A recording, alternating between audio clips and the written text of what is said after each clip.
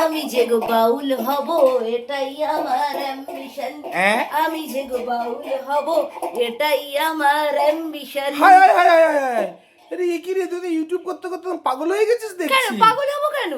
মানে একদম উন্মাদের মতো বাউল নিয়ে ঘুরছিস, এ কি রে, এ কি? জয় গুরু। এনজয় গুরু। চল তাহলে দেখাই আমি বাউল হতে চাইছি কেন, কেন গান গাওয়ার ইচ্ছা হলো। তুই লাউ এনেছিলিস?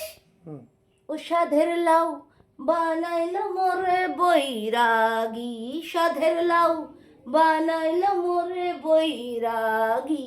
লাউয়ে এত মধু জানে গো যদু, এত মধু গো।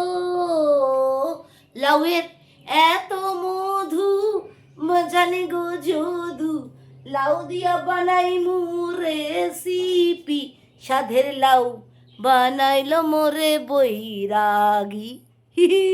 কেমন নাশ করেছে বউটা, একদম চোখের সামনে পাগল হয়ে গেল। উমা, সাধের লাউ কেটে ফেললি? বনানিদির মতন যারা যারা আমার মজার ভিডিও দেখতে পছন্দ করো তাদের জন্যই আজকের ভিডিওটা এভাবে শুরু করলাম। লাউ ঘন্ট করব বাড়িতে, তো আমরা সবাই করি। লাউয়ের খোসাগুলো আমি তুলে রেখেছিলাম, শুকনো খোলাতে মুগ ডাল ভেজে নিলাম। কারা কারা লাউ ঘন্টে মুগ ডাল দাও? আমি এদিকে আলু, টমেটো, লাউ এবং লঙ্কা আর আদা কেটে রেখেছিলাম। গ্যাসটাকে বসিয়ে সর্ষের তেল, শুকনো লঙ্কা আর জিরে ফোড়ন দিয়েছিলাম আদা ফোড়ন। ভিডিওটা তোলা হয়নি, আলুগুলো ভেজে নিলাম। কালকের আইসক্রিম ভিডিওতে কৃষ্ণা আর অ্যান্ড মিউজার, তনুশ্রী, তনুজা, বৈশাখীটি, মধুমিতা দি, অনুশ্রী, দোলন বলেছ দারুণ। আলুগুলোকে মাঝারি কড়া করে ভেজে মাছের মাথাগুলোকেও মাঝারি কড়া করেই ভাজবো। ডেলিশিয়াস বলেছিল কালকের রেসিপিকে দেবস্মিতা।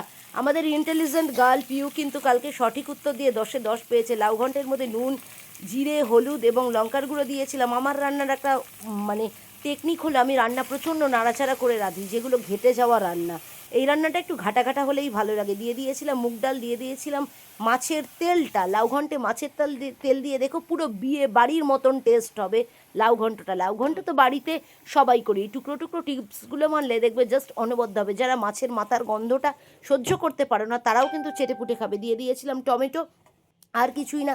সিম করে দিয়েছিলাম, প্রচুর জল বেরিয়েছিল লাউ থেকে, তার জন্য একটু আঁচটাকে জোরে করে জলটাকে শুকিয়ে নিলাম ঢেকে। আর কিছুই দেবো না। বাসনগুলোও মেজে নিলাম। ধনেপাতা কুচি, শাহি গরম মশলা, একটু ঘি দিয়ে একটুখানি নিভিয়ে রেখে দেবো। কালকে কৃত্তিকা এসেছিলো তাই বাটিতে বাটিতে বেড়েছিলাম। কাকলি কিন্তু আমার মতনই আইসক্রিম লাভার, কালকে আইসক্রিম খেয়ে আজকে তো ঠান্ডায় আমি মরছি। কাকলি শুনছি তার কিন্তু একটা ছোট্ট অ্যাক্সিডেন্ট হয়েছে। বারাসাতে শ্বশুরবাড়ি আসতে গিয়ে তোমরা ওর জন্য ভগবানের কাছে একটু প্রেয়ার করো। আমিও করেছি।